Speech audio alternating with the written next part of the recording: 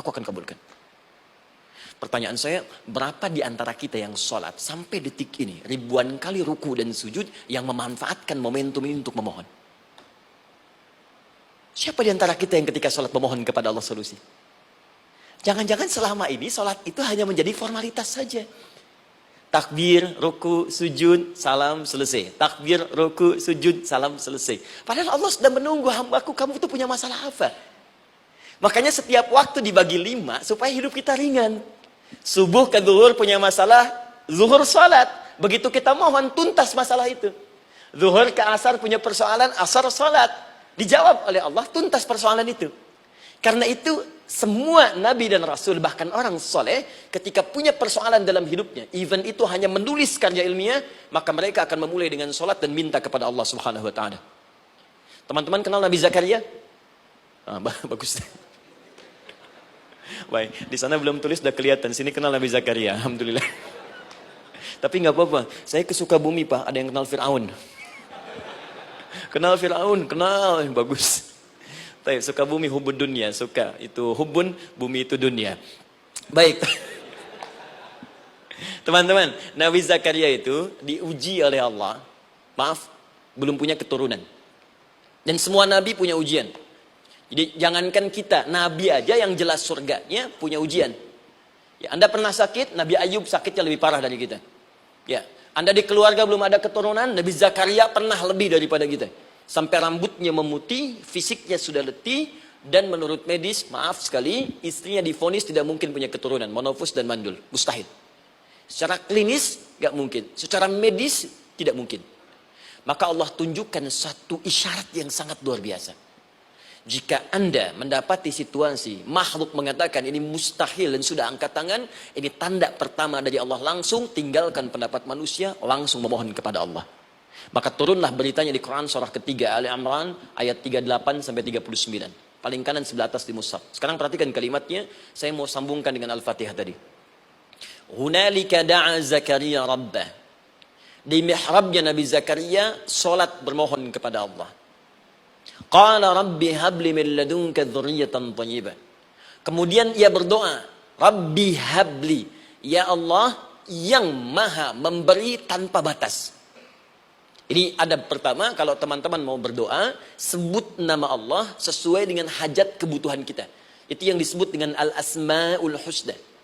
Di asma'ul husna itu bukan nama-nama indah yang sekedar dihafal, bukan. Tapi nama yang diberikan oleh Allah sesuai dengan kebutuhan hidup kita. Dalilnya Quran surah ke-17 ayat 110. Ya, paling kanan sebelah atas di mushaf, ke pertengahan. Ya, kata Allah, Qulid Allah. Jika Anda punya persoalan, sebut nama Allah. Allah Awir Rahman atau Ar-Rahman. Ayyamma tad'u, tapi kalau Anda ingin spesifik meminta, falahul asmaul husna. Pilih nama Allah, ia punya nama-nama yang indah sesuai kebutuhan kita. Jadi kalau teman-teman misalnya minta kelancaran rezeki, sebut ya Allah ya Razzaq. Anak mau ujian, ya Allah ya Al-Alim. Di proyek misalnya ada hambatan, ada gangguan, ya Allah ya Al-Jabbar, ya Al-Malik. Ingin mudah mengatasi ujian, ya Allah ya Sabar. Minta.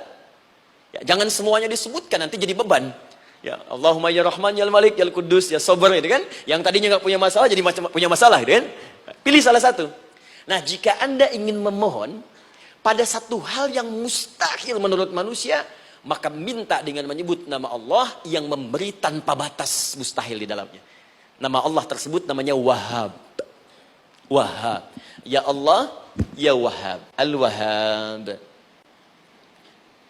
Kalau kita rubah dalam bentuk permintaan, maka singkat kalimatnya dengan hab. Hab.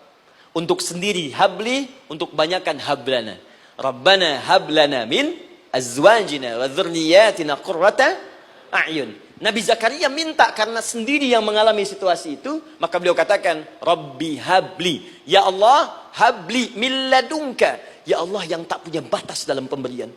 Mereka mengatakan aku tak akan punya keturunan. Mereka mengatakan mustahil aku punya anak. Dan aku yakin kau memberi batas tanpa memberikan pemberian tanpa batas. Aku mohon darimu saja. Darimu saja, dzurriyyatan thayyibah, keturunan-keturunan terbaik. Innaka sami'ud du'a. Engkau pasti mendengar doa saya.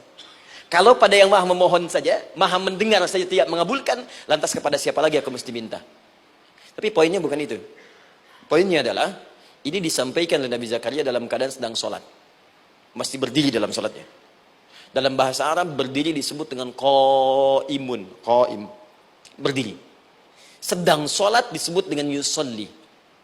Perhatikan ayat 39-nya. Fanadathul malaikatu wa huwa qaimun yusalli fil mihrab. Maka seketika ketika doanya selesai dipanjatkan, sholatnya belum selesai. Doanya selesai dipanjatkan, seketika datang malaikat menyampaikan, kamu dapat kabar gembira, Anda akan punya anak, bahkan namanya langsung diberikan oleh Allah, Yahya. Artinya hidup. Yang mustahil menurut manusia, lahir dari rahim seorang perempuan yang divonis monopos dan mandul, kata Allah, bagiku yang gak ada yang mustahil. Jadi dan hidup dia. Kapan itu terjadi? Masih sholat dan belum selesai dalam sholatnya, dalam keadaan berdiri. Sekarang saya tanya Anda, kita membaca iyyaka na'budu wa iyyaka nasta'in dalam keadaan ruku atau sujud? Sujud. Berdiri. Berdiri teman-teman. Betul kan? Dalam keadaan berdiri. Saat baca Al-Fatihah. Iyyaka na'budu wa saat kita mengatakan wa iyyaka nasta'in, Allah balik bertanya, apa yang kamu butuhkan?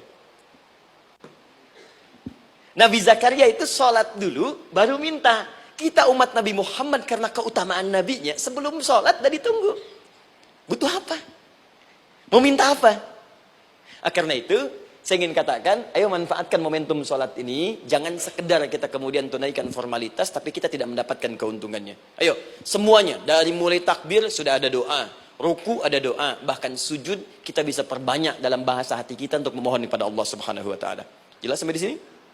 Baik, mudah-mudahan insya Allah doa kita dikabulkan oleh Allah Subhanahu Wa Taala.